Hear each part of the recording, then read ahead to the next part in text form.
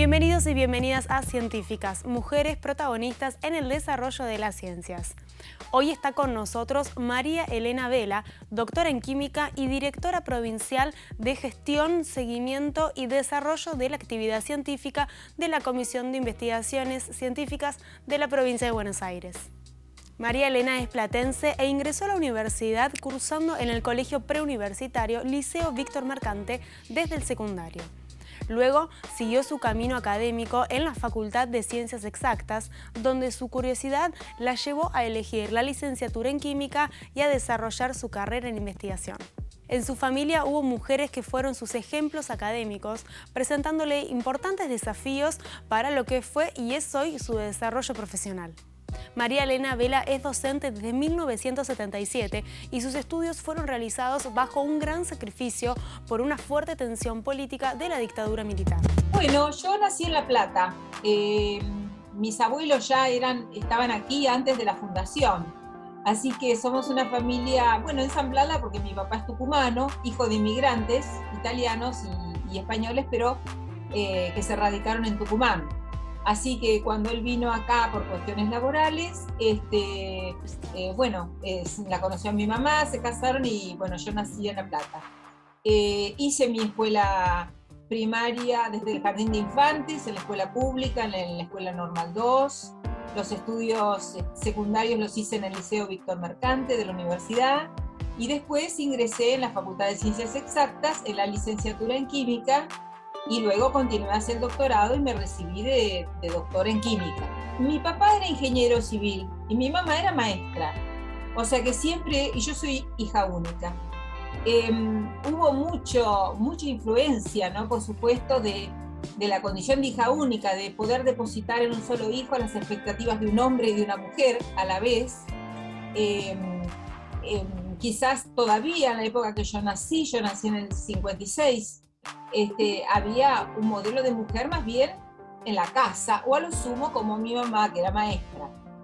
Pero en la familia de mi papá había mujeres fuera de serie, digamos, ¿no? Porque mi tía, que es homónima, ¿no? Ya nos llamamos igual, María Elena Vela, era profesora de historia, fue una mujer que se fue a la Sorbona, Francia, y estuvo muchos años, y mi otra tía era odontóloga, estudió en Buenos Aires. Bueno, mujeres que, digamos, marcaron un poco el modelo, ¿no? Hasta dónde se podía llegar. Pero por otra parte siempre el modelo de la mamá en la casa y con la familia. ¿Y por qué las ciencias exactas? Bueno, papá, por supuesto, como ingeniero, siempre me estimulaba por el lado de las ciencias duras o por el lado de las matemáticas, y me dio a leer un libro que se llamaba El átomo inquieto, creo que era así, basado en una especie de peliculita que había en la época. Y a mí me encantó el tema de ver el modelo del átomo y los electrones y llegar hasta las profundidades de la materia, ¿no? Siempre fui curiosa. Nunca me conformé con la primera respuesta, siempre busqué más allá, o sea, la curiosidad creo que tiene que ver mucho con la investigación. Si no hay curiosidad, no se investiga. Y las ciencias exactas porque me parecía que daban explicaciones muy cercanas a lo que yo buscaba acerca de la interpretación de los fenómenos que me rodeaban. Más allá que siempre también me interesaron las cuestiones sociales, en la historia, en la escuela secundaria era muy buena, pero y en química era la que me iba peor siempre. Peor, bueno, no, que no tenía 10 absoluto por ahí, pero tenía notas más bajas. Así que el desafío, ¿no? Dos cosas, la curiosidad por una parte y el desafío de lo que me costaba más. Entonces, así fue como fui a la Facultad de Ciencias. Primero en el Liceo Víctor Mercante había un gabinete psicopedagógico, estaban las carpetas con todos los programas de las carreras, así que ahí yo me informé. Era un entre medio de la ingeniería química y la química, y había una orientación que se llamaba licenciatura en química, orientación, tecnología, que me parecía que juntaba las dos, la ingeniería y la química.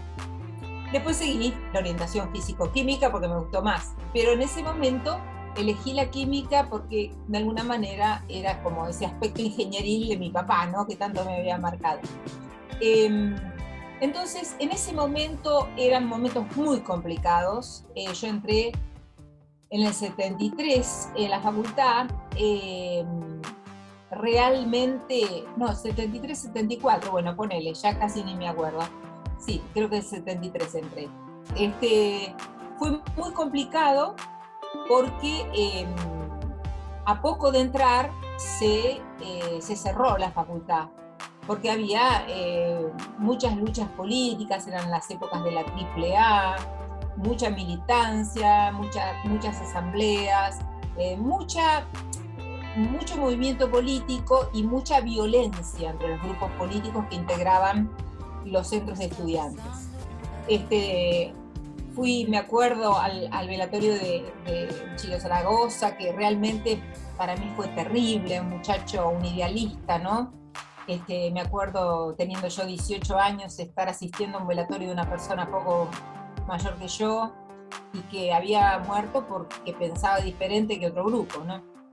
Así que fueron realmente muy difíciles. Yo empecé la facultad, iba todo muy bien, iba promocionando las primeras promociones, se cerró todo en octubre y en marzo se abrió y nos dieron las cursadas como hechas, pero teníamos que rendir todos los finales. Así que realmente fue un gran sacrificio ese año, desde tanto la tensión política que se vivía como el esfuerzo que hubo que hacer para prácticamente dar libre, y materias como Física 1, análisis, álgebra, introducción a la química, ¿no? Así que fue realmente muy esforzado. Y después transitar toda la carrera durante la dictadura militar, entrar con documento a la facultad, con soldados armados, enterarse de compañeros que desaparecían, muy duro, no teníamos información, siempre existía la esperanza de encontrarlos, así que uno se encerraba en el estudio para no, ¿cómo te puedo decir? La angustia de la incertidumbre, del no saber, ¿sí? Fue una época muy, muy difícil, la universidad en aquellas épocas, y una facultad de ciencias exactas muy exigente, realmente, que nos exigía estar totalmente, no teníamos prácticamente los que queríamos ir al día, no podíamos tener vida personal.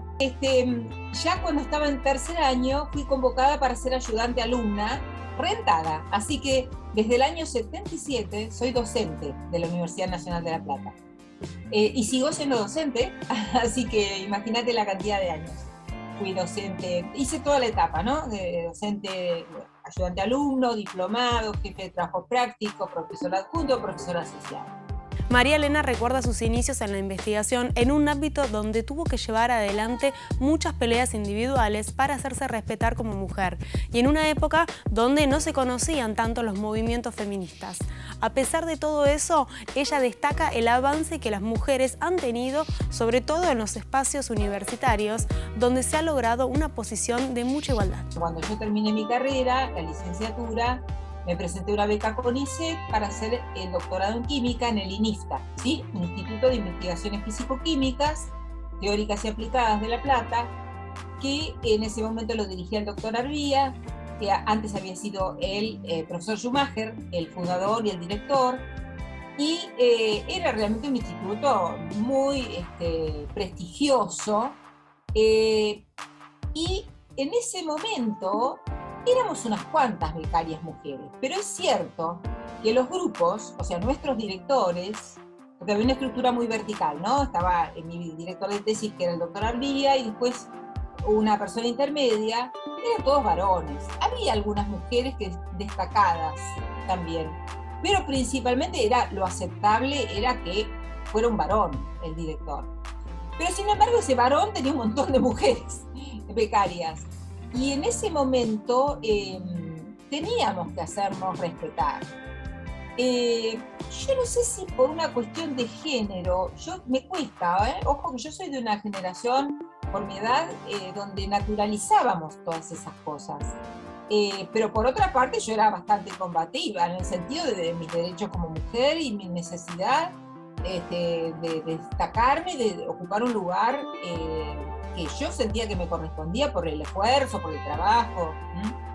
Entonces no me quedaba atrás, discutía siempre lo que me parecía que estaba equivocado. Respecto a mi condición de mujer, te diría que no, más allá de que tuve situaciones que hoy serían bastante complicadas, mucho más, ¿cómo te puedo decir?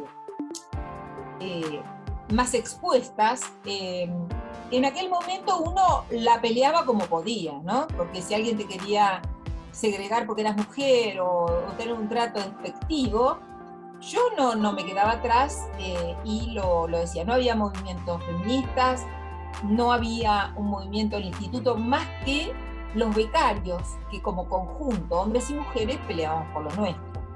Entonces, sí, tuve que llevar adelante muchas peleas individuales y algunas desde el grupo de becarios, por algunas cuestiones que nos parecían que tenían que mejorar.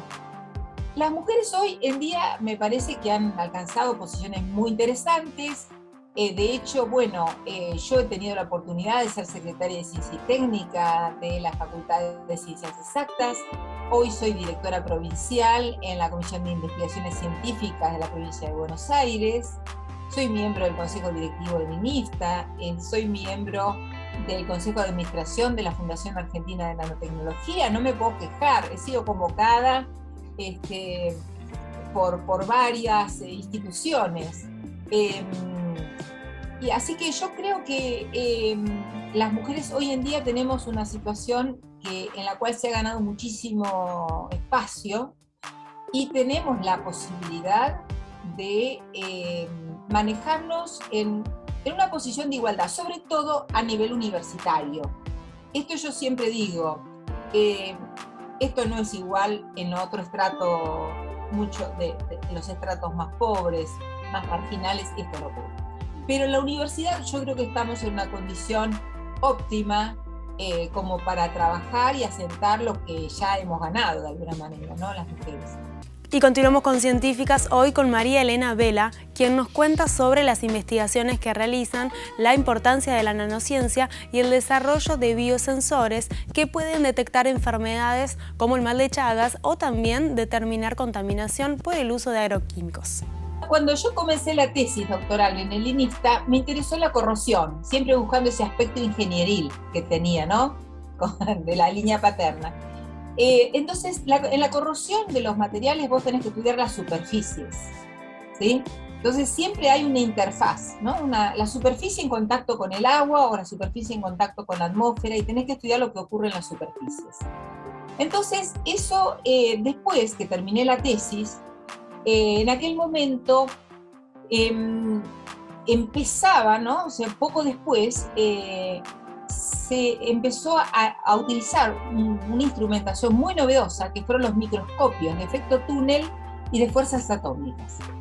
Estos microscopios te permitían ver las superficies en tiempo real. O sea, vos podías, si antes vos te imaginabas un fenómeno de corrosión como que se hacía un agujero, una picadura, como las que se ven en los autos, bueno, vos ahora podías entender desde casi los átomos que empezaban a disolverse y cómo se provocaba ese agujero, ¿sí? Hasta que era macroscópico, lo podías ver con tus ojos. Entonces, la posibilidad de tener estos instrumentos que te permitían ver las superficies a nivel atómico y molecular, abrió un enorme campo que hoy es la nanociencia y la nanotecnología.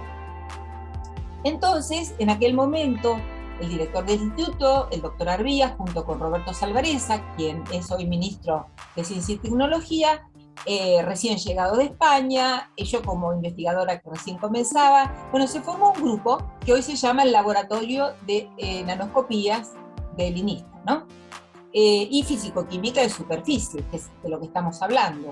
Entonces, en aquel momento, estoy hablando del año 91, formamos ese grupo inicial, que luego creció enormemente y hubo muchísima formación de recursos humanos, colaboraciones con el interior del país, con los países de Latinoamérica, con países de Europa, con Estados Unidos, y se fue enriqueciendo y creció ese laboratorio.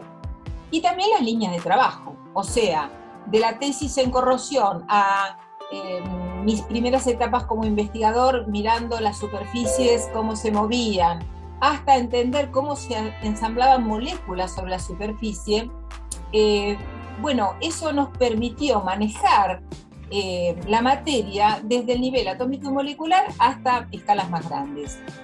Y así es como que yo me fui enfocando, ¿no? Hacia cómo manejar las superficies modificadas con esas moléculas para que sean plataformas sensoras, ¿sí? O sea, esas superficies permitían, modificadas de cierta manera, interaccionar con fluidos, ¿no? Que tenían, por ejemplo, componentes representativos de la enfermedad de Chagas. Entonces, a través de estas plataformas sensoras, se puede diseñar un biosensor, ¿sí? Que de alguna manera traduce una señal biológica en otro tipo de señal, que puede ser una señal eléctrica, óptica, etc.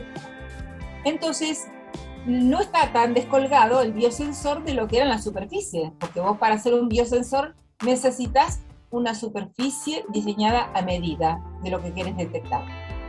Entonces, tenés que diseñar una plataforma para Chagas, otra para leishmaniasis, otra plataforma, por ejemplo, si querés estudiar la interacción de nanopartículas, ¿no?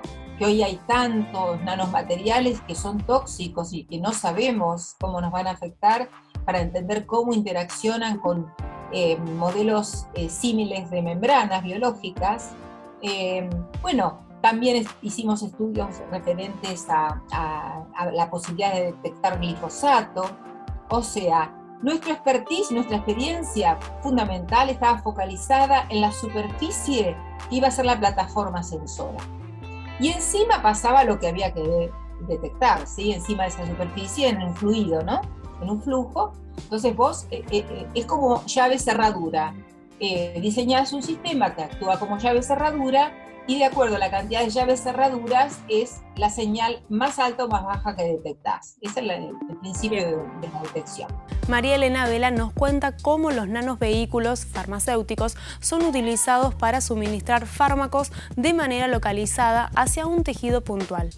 María Elena realiza sus investigaciones desde el INIFTA, que depende de la Universidad Nacional de La Plata y del CONICET. En este momento nosotros lo que hacemos en el INIFTA siempre es investigación básica, ¿sí? O sea, nosotros entendemos el fenómeno, desarrollamos el biosensor y después, por supuesto, esto siempre es motivo de publicaciones. A los científicos nos exigen publicaciones. Entonces, todo esto que yo te estoy contando está todo publicado, ¿sí? Nosotros también tenemos muchas interacciones, por ejemplo, colaboraciones.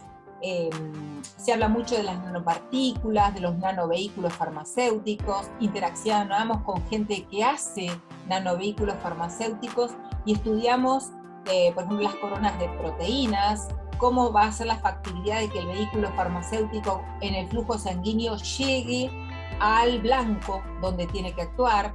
Entonces, ¿quiénes serían los receptores? Bueno, una empresa farmacéutica que está poniendo a prueba un vehículo y que quiere saber, antes de aplicarlo en humanos, cuáles serían los problemas de rodearlo de las proteínas del suero, por ejemplo, ¿no es cierto?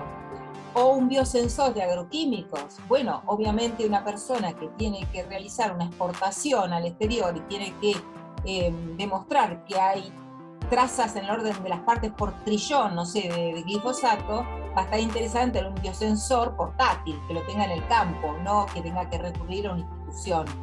Entonces, nosotros hemos desarrollado, por ejemplo, también para incubadoras de empresas, como podemos hacer un poco la química superficial, la química básica. La persona que está más en el enlace hacia la cosa aplicada nos pide a nosotros cosas básicas para luego ellos trabajar, ¿no?, la otra parte del eslabón hacia el sector aplicado. Bien. Entonces, nosotros no hacemos, hemos hecho asesoramientos también en otros ámbitos, el de la corrosión, empresas de gas, petróleo. Bueno, a lo largo de mi vida he hecho muchas cosas, pero yo no tengo una empresa que venda ciertos sensores, sino que asisto a la empresa que quiere poner a punto un sensor para buscar la mejor plataforma. Y estamos llegando a la última parte de la entrevista del día de hoy con María Elena Vela, quien nos cuenta sobre la articulación que tienen desde la SIC con organismos provinciales y nacionales, como también con las universidades. La SIC en este momento articula a través de la Subsecretaría de Ciencia y Técnica. Ya no existe el Ministerio de Ciencia y Técnica, existe el Ministerio de la Producción, Ciencia y Tecnología, ¿no? Entonces la SIC articula junto con la Subsecretaría hacia el Ministerio de Producción, Ciencia y Tecnología, donde, claro, en la SIC se trata siempre de, en cada convocatoria, de poner las prioridades provinciales, ¿no? O sea, siempre nosotros los invitamos a los investigadores que vayan a los portales de los ministerios provinciales para que sepan cuál es en este momento el cuello de botella, el problema, la cuestión que están resolviendo. Entonces, básicamente, ese es, además que por supuesto el presidente de la SIC siempre está en contacto con el subsecretario, con el ministro, entonces siempre estamos tratando de atender las prioridades provinciales, más allá de que somos un organismo que forma investigadores, bueno, becarios, investigadores, personal de apoyo. Bueno, hace poco estuvimos con el presidente de la universidad, con el arquitecto Tauber, y con el ministro de Ciencia y Tecnología, con Roberto Salvarezza, con Rossi, que en ese momento era el ministro de Defensa, Enitec, ¿no? Haciendo este acuerdo entre las instituciones para la planta que va a fabricar las pilas, las baterías de litio, ¿sí? Entonces, una de las prioridades en este momento es a dar todo nuestro apoyo a que esta planta de fabricación de baterías de litio tenga éxito y que estas baterías sean probadas por las empresas. Hay una empresa automotriz que está interesada en esto, entonces eso es lo que buscamos, ¿no es cierto? Que estas baterías se puedan fabricar acá en La Plata y que sean probadas por la industria automotriz. Esta es la primera que te menciono porque está la universidad y ese es uno de los actores principales. Por supuesto, la planta está en un terreno de la universidad, ¿no es cierto?, enfrente del INITA. Bueno, también a nosotros nos preocupa mucho el tema de la alimentación infantil. Hay un centro de la SIC especialmente dedicado a eso, un par de centros en realidad. Todo lo que tenga que ver con Argentina contra el hambre también, desde el punto de vista de que la provincia tiene serios problemas también. Por supuesto, también todo lo que tenga que ver con la salud, desde la posibilidad de hacer textiles, ¿no?, como los barbijos, que prevengan los contagios, que todo eso es algo factible de hacer en muchos institutos, en centros de la SIC, ¿sí?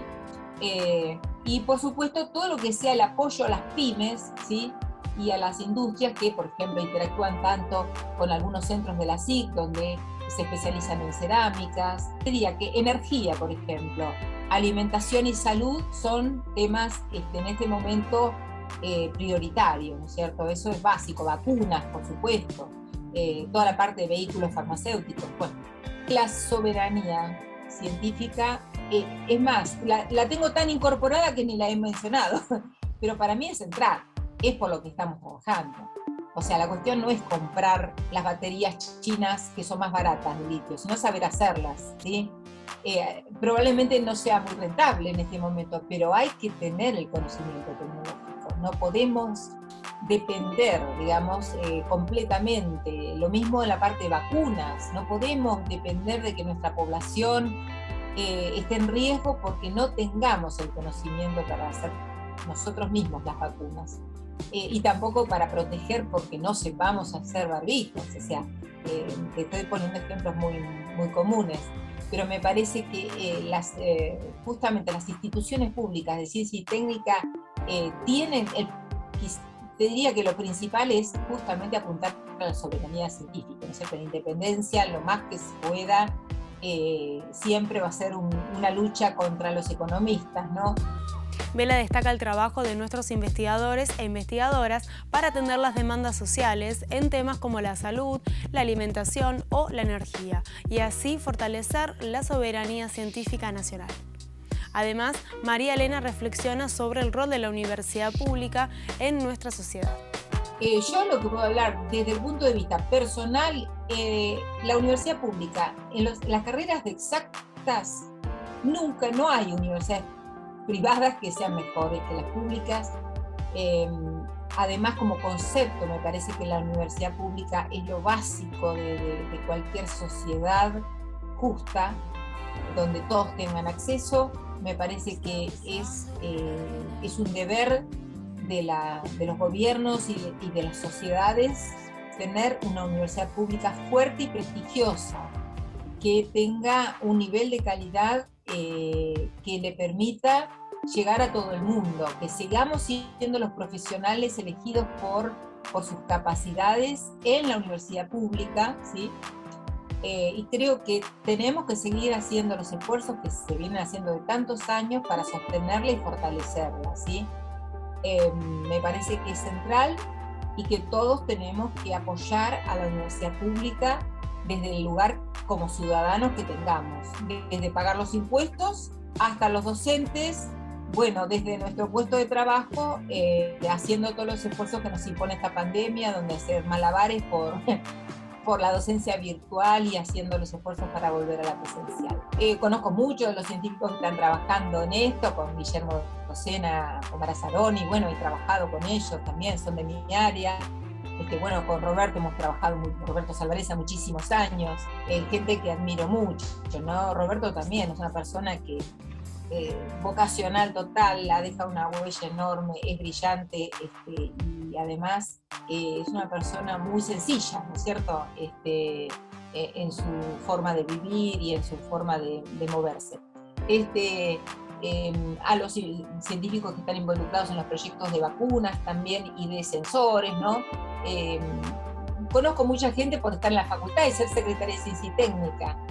Por supuesto que los apoyo, los admiro, les pongo todas las fichas en lenguaje común porque realmente es gente con mucha energía y con ideales muy altos, además muy apoyados por la universidad, por supuesto, que pone todo en ello, ¿no? Hace todos los esfuerzos para que ellos vayan adelante. Así que yo realmente estoy muy contenta de saber que toda esa gente se formó en la universidad pública, que hubo proyectos que apoyaron su crecimiento desde que fueron estudiantes de tesis, ¿no? De estudiantes de doctorado, y que en este momento están en la frontera, ¿no? Del conocimiento como para poder desarrollar vacunas. Pero todo eso no hubiera sido posible si no se hubieran formado en la universidad pública y hubiera habido gente que apoyó económicamente desde los impuestos, todos los ciudadanos, y desde la universidad a través de sus decisiones de apoyar los proyectos de investigación y sus lugares como docentes, ¿no? Con docentes de dedicación exclusiva que son. Y a las instituciones públicas, por supuesto, como el CONICET, la SIC, el FONSIT. Bueno, hay muchas instituciones, digamos, lo público tiene todo que ver en esto, todo que ver. Así que yo creo que ese es el rescate principal que tenemos que hacer, es que el Estado, a través del apoyo que hace en la educación pública y en la investigación, es el Estado que va a tener una sociedad mejor, ¿no es cierto? Eso es lo que yo pienso. Y hasta aquí llegamos con el programa del día de hoy con María Elena Vela, doctora en Química y docente de la UNLP y directora también provincial de Gestión, Seguimiento y Desarrollo de la Actividad Científica de la SIC. Con ustedes nos encontramos la próxima con más científicas, mujeres en el desarrollo de las ciencias.